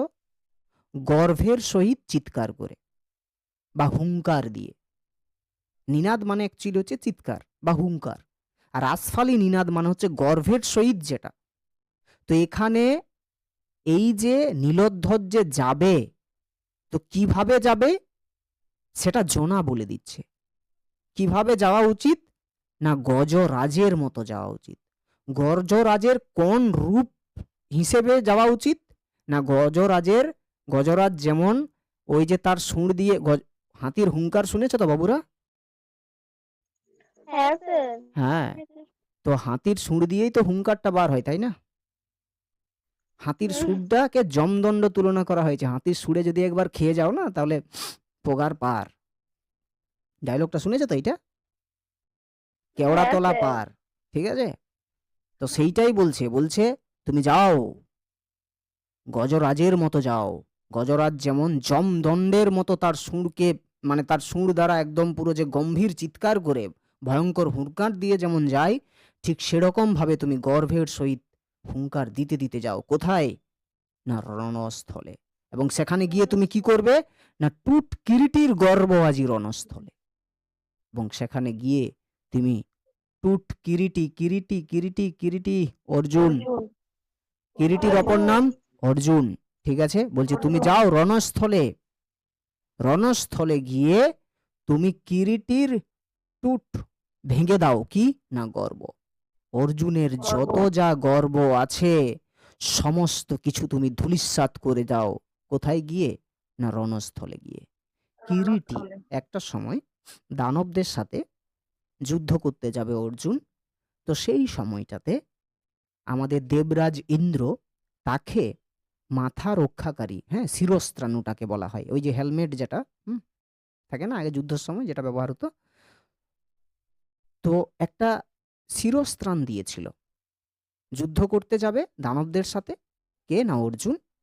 দেবরাজ ইন্দ্র তার মাথা রক্ষা করার জন্য একটা মুকুট দিয়েছিল। সেই মুকুটটার নাম হচ্ছে কিরিটি। আর এই ইন্দ্রদেবের কাছ থেকে এই কিরিটি নামক মুকুটটি আমাদের অর্জুন পরিধান করেছিল বলেই অর্জুনের অপর নাম কিরিটি। ক্লিয়ার হয়েছে জায়গাটা? অর্জুনের অপর নাম কিরিটি। বলছে যাও তুমি, বলছে রণস্থলে গিয়ে অর্জুনের যত যা কিছু আছে, এত তার গর্ব, সব কিছু তুমি ভেঙে দাও। খণ্ড মুন্ড খণ্ড মুন্ড তার আনো শুলদণ্ড শিরে। কি ভয়ঙ্কর, কি পৈশাচিক! কেন? কারণ জোনা ভিতর থেকে চলছে। অ্যাকচুয়ালি জোনা এটা চায়, কিন্তু জোনা এটা পায়নি, সেই জন্য খোঁচা মেরে বলছে। রণস্থলে গিয়ে প্রথমে কি করবে? অর্জুনের গর্বগুলোকে শেষ করে দাও তুমি, কারণ তাকে তুমি যুদ্ধে পরাজিত করো। আর কি করবে? বলছে ওইটা করলে হবে না, আমি শান্তি পাবো না। কি করতে হবে তোমাকে? না খণ্ডমুন্ডু তার আনো শুলদণ্ড শিরে। ভালো করে বুঝবে এই জায়গাটা। এইটা হলো লম্বা পাড়া। এটা কি রে? এইটা একটা দণ্ড। ওকে, আর যখন এই দণ্ডটা, যখন এই উপর দিক এই ডগটা যখন ছুঁচালো হয়ে যাবে, তখন এই সিটটাকে বলা হয় শুল। ঠিক আছে, অর্থাৎ ধরে নাও এইটা এইরকম টাইপের। আর ল্যাপটপটাও কাজ করে যেমন না। ত্রিশূল হয় সেরকম চুল, হ্যাঁ, ত্রিশূলের এই তিনটে এই যে থাকে আর চুলের একটা এইরকম থাকে। এই যে উপরে ছুচালো টাইপের থাকবে। ঠিক আছে, এইটা তো দেখো শুলের দণ্ড, তাই না? এইটা পুরাটা তো শুল দণ্ড, হ্যাঁ কি না? এটা পুরাটা তো শুল দণ্ড। হ্যাঁ স্যার। আর শুল দণ্ড শির, শির মানে হচ্ছে একদম শীর্ষ, যেটা মাথা। তাহলে এই জায়গাটা শির মানে হচ্ছে এইটা। ওকে, তাহলে শুলদণ্ড শির, ব্যাপারটা বুঝতে পারলে কোন জায়গাটাকে ইঙ্গিত করা হচ্ছে? বলছে যাও তুমি সেখানে গিয়ে প্রথম কথা হচ্ছে অর্জুনের গর্বগুলোকে সমস্ত কিছু একদম ভেঙে দাও। তুমি তাকে পরাজিত করো, এবং পরাজিত করলেই হবে না, তার মুন্ডুটাকে, ওই যে খণ্ড করে এইখানে শুলে চড়িয়ে তুমি আমার কাছে নিয়ে এসো, তবেই আমার হৃদয়ের ভিতরে যে জ্বালা, সেই জ্বালাটা মিটবে। ব্যাপারটা বুঝতে পারলে? ওই যে বলে না সুরে চড়ানো, তার মুন্ডুটাকে শুলিয়ে চড়িয়ে নিয়ে এসো, ব্যাপারটা বুঝতে পারছো তো? এখানে জনা বলছে, হ্যাঁ বলছে স্যার। খণ্ড মুন্ড তার আনো শুলদণ্ড শিরে। কার কার কার আনার কথা বলা হয়েছে? খণ্ড মুন্ডুটা কার? অর্জুনের। ওর- অর্জুনের। ব্যাপারটা বুঝতে পারলে এখানে? এতটা ক্লিয়ার? হ্যাঁ হ্যাঁ স্যার। Sir clear. এরপরে দেখো, এত দূর অবধি জনা বলে দিল। এরপরে জনা বলছে, অন্যায় সমরে মূঢ় নাছিল বালকে, নাস মহেশ্বাস তারে ভুলিব এ জ্বালা, এ বিষম জ্বালা দেব ভুলিব সত্তরে। এখানে জনা এত দূর অবধি আসল কথাটা বলছে। বলছে অন্যায় সমরে মূঢ় নাছিল বালকে। অন্যায় সমরে, অন্যায় মানে যেটা ঠিক হয়নি, হ্যাঁ, নীতি বিরোধী কাজ, নিয়ম বিরোধী কাজ, দ্যাটস কল টু অন্যায়। অন্যায় সমরে, সমরে মানে যুদ্ধক্ষেত্রে, অন্যায় সমরে মূঢ় নাসিল বালকে, নাসিল মানে ধ্বংস করা, বালকে এখানে বালক বলতে কাকে বোঝানো হয়েছে? প্রবীরকে। প্রবীরকে। প্রবীর। বিরক্ত লাগলে বলে দেবে কিন্তু, ঠিক আছে? না হলে ক্লিয়ার করে শুনবে, বারবার বলছি। না স্যার। হ্যাঁ, লাগবে না। বালক ওটা ওকে। তাহলে অন্যায় সমরে কাকে নাশ করা হয়েছে? বালককে, বালকটাকে প্রবীর, প্রবীর প্রবীরকে। কে নাশ করেছে? আসলে এখানে মূঢ়। স্যার এখানে মূঢ় বলতে অর্জুন। মূঢ় মানে অর্জুন লইরে বাপ। মূঢ় মানে অ্যাকচুয়ালি অর্জুন, কিন্তু এখানে মূঢ় মানে বোকা, অর্থাৎ অর্জুনকেই মূর্খ বলা মানে হয়েছে, বোকা। ঠিক আছে? অর্থাৎ অন্যায় সমরে বোকা অর্জুন, অবোধ অর্জুন, নির্বোধ অর্জুন, অধার্মিক অর্জুন কি করেছে? না, বালকটাকে, আমার প্রবীর পুত্রকে হত্যা করেছে। সমরটাকে, এই যে যুদ্ধক্ষেত্রটাকে জনা অন্যায় কেন বলছে? কারণ তার পুত্র ছিল ছোট, সে কি বুঝবে? সে ছিল নিরস্ত্র, সে কি বুঝবে? তবুও তাকে হত্যা করা হয়েছে। কিন্তু আসলেই কি অর্জুন অন্যায় কাজ করেছিল? বলো, তোমরাই বলো, করেছিল কি করেনি? কারণ এটাই নিয়ম ছিল, তাই না? কিন্তু মায়ের হৃদয় বলছে অন্যায় সমরে মূঢ় নাছিল বালকে, নাশ মহেশ্বাস, মহেশ্বাস বলতে এখানে কাকে? নাশ মহেশ্বাস তারে ভুলিব এ নীলধ্বজ। জ্বালা, নীলধ্বজ। হ্যাঁ, ভুলিব এ জ্বালা, এ বিষম জ্বালা দেব ভুলিব সত্তরে। ভালো করে বুঝবে। বলছে রাজা নীলধ্বজ, মহেশ্বাস, মহেশ্বাস মানে হচ্ছে বিরাট ধনুর্ধর, ঠিক আছে? তাকে বলা হয় মহেশ্বাস, ঠিক আছে? ধনুর্ধারীকে বলা হয় মহেশ্বাস। নাশ মানে শেষ করে দাও, ধ্বংস করে দাও, মহেশ্বাস ধনুর্ধারী নীলধ্বজ তারে, অর্থাৎ অর্জুনকে তুমি নাশ করে দাও, ধ্বংস করে দাও, তার খণ্ড মুন্ড একদম শুলদণ্ড শিরে নিয়ে এসো, তার যত যা গর্ব আছে সব কিছু ধ্বংস করে দাও, তবে গিয়ে ভুলিব এ জ্বালা। আমার পুত্রকে হত্যা করেছে যে অধার্মিক, তার জন্য আমার হৃদয়ের ভিতরে যে জ্বালাটা আছে, যে যন্ত্রণাটা আছে, সেই জ্বালা, সেই জ্বালাটা কি শুধুই জ্বালা? এ বিষম জ্বালা, ভয়ঙ্কর যে জ্বালা আমার হৃদয়ের ভিতরে রয়েছে পুত্রের মানে বিরহে, সেই জ্বালাটা আমি ভুলবো। দেব ভুলিব সত্তর। এখানে দেব বলতে রাজা নীলধ্বজ। বলছে রাজা নীলধ্বজ, হে মহেশ্বাস, মহেশ্বাস মানে কি বললাম? ধনুর্ধারী, ধনুর। হ্যাঁ ধনুর্ধারী। বলছেন মহেশ্বাস বলছে তুমি তাকে শেষ করে দাও, তুমি তার মুন্ডুটাকে একদম শুলদণ্ড শিরে নিয়ে এসো, তার গর্ব আছে সেগুলো সব রণস্থলে মিটিয়ে দাও, তবে গিয়ে আমার হৃদয়ের ভিতরে যে জ্বালাটা রয়েছে সেটা আমি ভুলবো। এত দূর পর্যন্ত ক্লিয়ার? ক্লিয়ার? হ্যাঁ স্যার। এরপরে বলছে হ্যাঁ স্যার এই যে। জন্মে মৃত্যু বিধাতারে বিধি জগতে,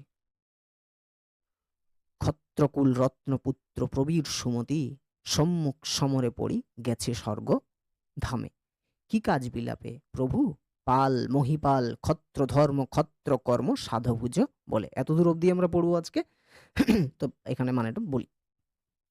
এটা দেখো খুব সুন্দর একটা লাইন এবং মাইকেল মধুসূদন দত্তের প্রিয় অন্যতম একটা লাইন, ঠিক আছে?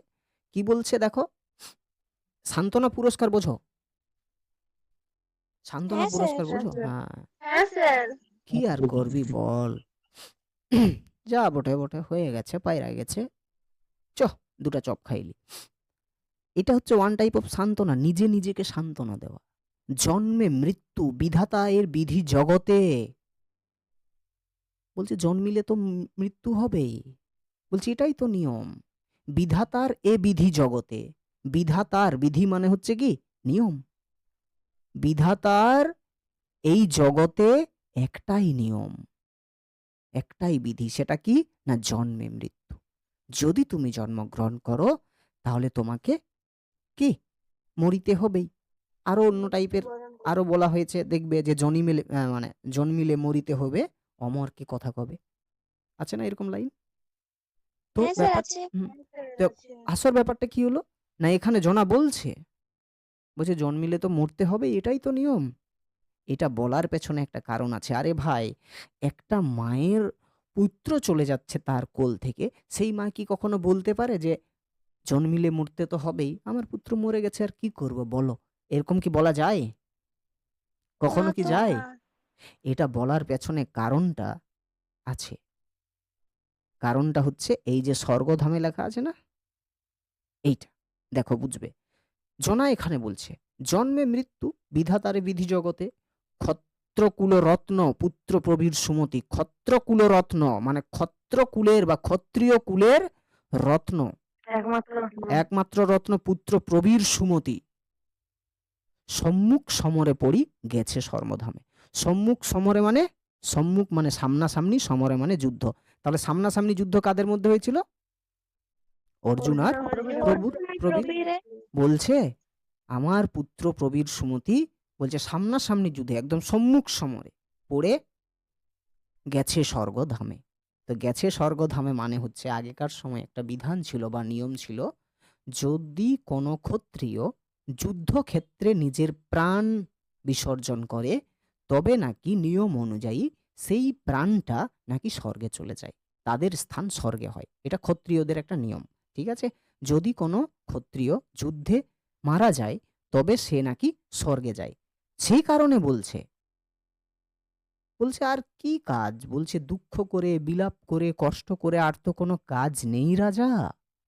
আমাদের একমাত্র পুত্র প্রবীর সুমতি সে সামনাসামনি যুদ্ধে সম্মুখ সমরে পড়ে অর্জুনের সাথে যুদ্ধ করে সে মারা গেছে, এবং সে মারা গেছে বলে আসে তো ক্ষত্রিয়, সে মারা গেছে, সে বীর মানে সে মানে পিছু হাঁটেনি সে। সে সেখানে বীরের মতো যুদ্ধ করেছে, এবং নিয়ম অনুযায়ী সে যেহেতু ক্ষত্রিয় সে কারণে সে তো স্বর্গে চলে গেছে। আর জোনা কি করে বলতে পারছে মা হয়ে? এটাই আপনি তো বললেন যে সান্ত্বনা এইটাই তো দেয়া যায় বিষয়। না। তুমি যদি জানো যে তোমার পুত্র স্বর্গ লাভ করলো, তবুও কি তুমি কাঁদবে? হ্যাঁ স্যার, ডা- কারণ ওটা নয় ব্যাপারটা, সামনে নেই। ওইরকমটাই নয়। ব্যাপারটা হচ্ছে বোঝার চেষ্টা করো। মনে করো কেমন ভাবে বোঝায়, ক্ষত্রিয় আর সাধারণ মানুষের মধ্যে প্রথম কথা প্রচুর ডিফারেন্স আছে। ওকে, কর্ণকে সবাই চেনো তোমরা? হ্যাঁ স্যার। হ্যাঁ কর্জন কর্জন বলছি সরি, কর্ণ ক্ষত্রিয় ছিল, তাই তো? ক্ষত্রিয় ছিল কর্ণ, হ্যাঁ স্যার। কারণ প্রথম পুত্র কুন্তি তো নাকি রে? কুন্তির প্রথম পুত্র কে ছিল? কুন্তি তো নাকি? অর্জুনের মায়ের নাম কি রে? হ্যাঁ স্যার, কুন্তি। হ্যাঁ, ভোজবালা কুন্তি। তো কুন্তির প্রথম পুত্র কে ছিল? দেবরাজ, আমাদের সূর্যদেবের পুত্র ইন্দ্র, হ্যাঁ কি না? কারণ ওই যে কার কাছ থেকে যে সে একটা বর পেয়েছিল যে এই মন্ত্রটা আওড়ালেই দেবতা আসবে এবং তোমাকে হাত থেকে একটা আলো বার হয়ে যাবে, একটা পুত্র হয়ে যাবে আর কি, ঠিক আছে? স্যার এই কবিতার একটা লাইনে আছে স্যার, একখানে দেখুন। হ্যাঁ আছে, ওইটা আছে, প্রচুর গালাগালি আছে, ডায়লগ আছে, উল্টোপাল্টা শব্দ ব্যবহার করা আছে এখানে।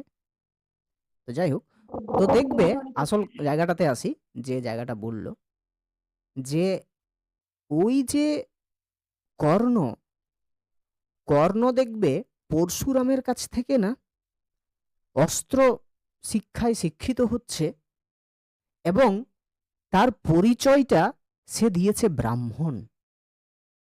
সে যেহেতু আমাদের তো ভাসিয়ে দিয়েছিল না কুন্তী তাকে, কারণ অবৈধভাবে তখন তার বিয়ে হয়নি, তার আগেই সে দেখার জন্য মন্ত্রটা কাজ হচ্ছে কিনা সেটা দেখার জন্য তো সূর্যদেবকে আহ্বান করেছিল।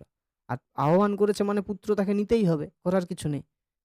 কিন্তু এরপরে যদি তার বিয়ে হয়নি আর পুত্র, তাহলে তো তার হয়ে যাবে না, তার কপাল পড়া বলবে না, হ্যাঁ কি না, মানে খারাপ বলবে তাকে। হ্যাঁ স্যার। তখন তাকে জলে ভাসিয়ে দিয়েছিল। তখন ওইদিকে আমাদের রাধা বলে আছে একজন, সে পেয়েছিল আর কি, হ্যাঁ, ওইরকম টাইপেরই আর কি। তো এখন ঘটনাটা হলো, যাদের বাড়িতে কর্ণ বড় হয়েছিল সেটা হচ্ছে সুত, ওকে, অর্থাৎ ওই যে রাজাদের ঘোড়া চালক আর কি, সুত পুত্র। তো এখন ঘটনাটা হলো কি বলতো, না সুত যারা, আগেকার সময়ে নিয়ম ছিল যে যারা সুত তারা কোনো রকম অস্ত্র ব্যবহার করতে পারবে না, কিন্তু এ ছিল বিরাট বড় একজন মানে তীরন্দাজ আর কি, দুর্দান্ত ধনুর্ধর ছিল। এ অনেক জায়গায় গেল, তাকে সুতপুত্র হিসেবে, সুতপুত্রের জন্য বা সুত হওয়ার জন্য একে কেউ কি করলো, শিক্ষা দিল না। তখন সে ডাইরেক্ট গেল পরশুরামের কাছে। হুম, পরশুরামের কাছে সে নিজের আইডেন্টিটি চেঞ্জ করে সে হয়ে গেল কি, ব্রাহ্মণ। ব্রাহ্মণ। আর ব্রাহ্মণ। আর যখন তাকে শিক্ষা দিল, শিক্ষা কমপ্লিট হয়ে গেল, একটা সময় ওর মাথাতে কলে, মানে ওর মাথায় কলে রেখে, মানে ধুর বাবা মানে আমাদের এই যে পরশুরাম কি করেছে না, ইন্দ্রের বলছি, কর্ণের মাথায় মাথা রেখে সে শুয়ে আছে। ঠিক সেই সময়টা একটা বিষধর কীট এসে তার পায়ে কামড় দেয়। আমাদের সাধারণ মানুষের কি ক্ষমতা আছে যে আমার গুরু আমার কোলের উপরে শুয়ে আছে এবং আমার পাশটায় একটা ইঁদুর মারার ওই যে জাঁতকল দেখেছো, জাঁতকল এই রকম দেখেছো, হ্যাঁ স্যার। আর কোনো কারণবশত জাঁতকলটায় আমার পাটা পড়ে গেল আর পাটাতে এরকম ভাবে লেপ্টে গেল, তোমার ক্ষমতা আছে না চিৎকার করে থাকার? না। তোমার ক্ষমতা না আছে স্যার। সেখান থেকে তুমি কোনো রকম ভাবেই না নড়াচড়া করে সহ্য করে তুমি থাকতে পারতে উইদাউট কোনো কিছু করে? তুমি কি চাইতে, তুমি কি মানে ওখানে ধরপড়িয়ে উঠতে, নাকি গুরু কলে মাথা রেখেছে বলে তুমি তাও সহ্য করে নিতে? ক্ষত্রিয়দের এই সহ্য ক্ষমতাটা ছিল, এটাই ক্ষত্রিয় সাধারণ মানুষের পার্থক্য। তখনকার দুনিয়া এখনকার দুনিয়া মোহর জগৎ চলছে, মোহ। কিন্তু আজকে 5 দিন পরে সবাই সবাইকে ভুলে যায় বর্তমানে। কি রে, ভুলে তো? যে প্রশ্ন করেছিলে, এটা শোনা কথা তারপরে শেষ। হ্যাঁ, আর কত কত লোক আসে দেখবি, কত মা গো মরে গেল গো, মাথা একদম করে দেখবে, আর দেখবে চলে চোখে কোনো জলেই নাই, হাও মাও খাও রাক্ষসীর গন্ধ 50 হ্যাঁ জন স্যার, যদি দেখেছি। কাঁদে না, তার ভিতরে পিওর কান্না হয় 2 জনের, একটা মা যেটা জল পড়তে দেখা যায়, আর একটা বাবা যার হৃদয়ের ভিতরটা কাঁদে, এই দুটো ব্যক্তি। আর যারা কাঁদে বাকিরা নর্মাল, ওকে। তো এখানে ব্যাপারটা হলো কি, না সম্মুখ সমরে পড়ে গেছে স্বর্গধামে, কি কাজ বিলাপে প্রভু, পাল মহিপাল ক্ষত্র ধর্ম ক্ষত্র কর্ম সাধভুজ বলে। ব্যাপারটা বোঝার চেষ্টা করো। বলছে ঠিক আছে, আমার পুত্র প্রবীর সে অর্জুনের সাথে সামনাসামনি যুদ্ধ করে সে পরাজিত হয়েছে এবং নিয়ম অনুযায়ী সে স্বর্গে চলে গেছে, কিন্তু এখন তো প্রভু নীলধ্বজ, এখন তো বিলাপ করে বা দুঃখ করে কোনো কাজ নেই। পাল মানে হচ্ছে পালনকর্তা, রক্ষাকর্তা, হে রক্ষাকর্তা, হে পালনকর্তা, হে পাল, হে মহিপাল, পৃথিবীর পালনকর্তা, মহি মানে পৃথিবী, আর পাল মানে পালনকর্তা বা রক্ষাকর্তা। হে পাল, হে রক্ষাকর্তা, হে মহিপাল, হে পৃথিবীর রক্ষাকর্তা, মানে দুটোই কিন্তু কাকে বলা হচ্ছে, নীলধ্বজকে বলা হচ্ছে। কি বলছে না, ক্ষত্র ধর্ম ক্ষত্র কর্ম সাধভুজ বলে। বলছে আর বিলাপ করে কোনো কাজ নেই প্রভু, তুমি পালন কর্তা, তুমি এই পৃথিবীর রক্ষাকর্তা, তোমাকে পালন করতে হবে কি না ক্ষত্র ধর্ম, ক্ষত্রিয় ধর্ম তোমাকে পালন করতে হবে, ক্ষত্রিয় কর্ম তোমাকে পালন করতে হবে। ক্ষত্রিয় ধর্ম হচ্ছে কি না, অন্যায়কে কখনো প্রশ্রয় দেওয়া যাবে না। আর ক্ষত্রিয় কর্ম কি না, যে অন্যায় করেছে তাকে গিয়ে তার সাথে যুদ্ধ করে তাকে পরাজিত করে সেই অন্যায়ের প্রতিশোধ নেওয়া, এটা হচ্ছে ক্ষত্রিয় কর্ম। বলছে এখন আর দুঃখ করে কোনো লাভ নেই, ক্ষত্র ধর্ম ক্ষত্র কর্ম সাধভুজ বলে, অর্থাৎ নিজের বাহু বলে তুমি তোমার ক্ষত্রিয় ধর্ম পালন করো, তুমি তোমার ক্ষত্রিয় কর্ম পালন করো।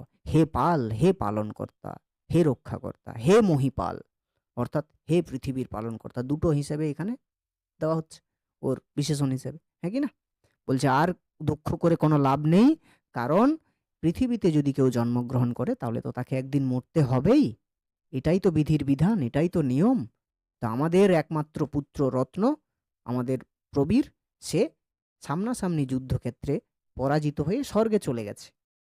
আর কোনো দুঃখ করে বা বিলাপ করে তো কাজ নেই প্রভু। তাহলে এক কাজ করো, তুমি তোমার নিজের এখন ক্ষত্রিয় ধর্ম ক্ষত্রিয় কর্ম পালন করো। ক্ষত্রিয় ধর্ম এবং ক্ষত্রিয় কর্ম কি না, যাও তুমি অর্জুনকে ধ্বংস করে দাও, যাও তুমি অর্জুনের খণ্ড মুন্ডটা একদম ওই কোথা থেকে কোথায় ঢুকিয়ে নিয়ে আসবে, কোথায়, ওই শুলে চড়িয়ে তুমি নিয়ে আসবে, এবং অর্জুনের যত যা কিছু ইয়ে আছে, গর্ব আছে, সেগুলো সব ধ্বংস করে দাও। ব্যাপারটা বোঝা গেল? এত দূর অব্দি ক্লিয়ার? হ্যাঁ স্যার।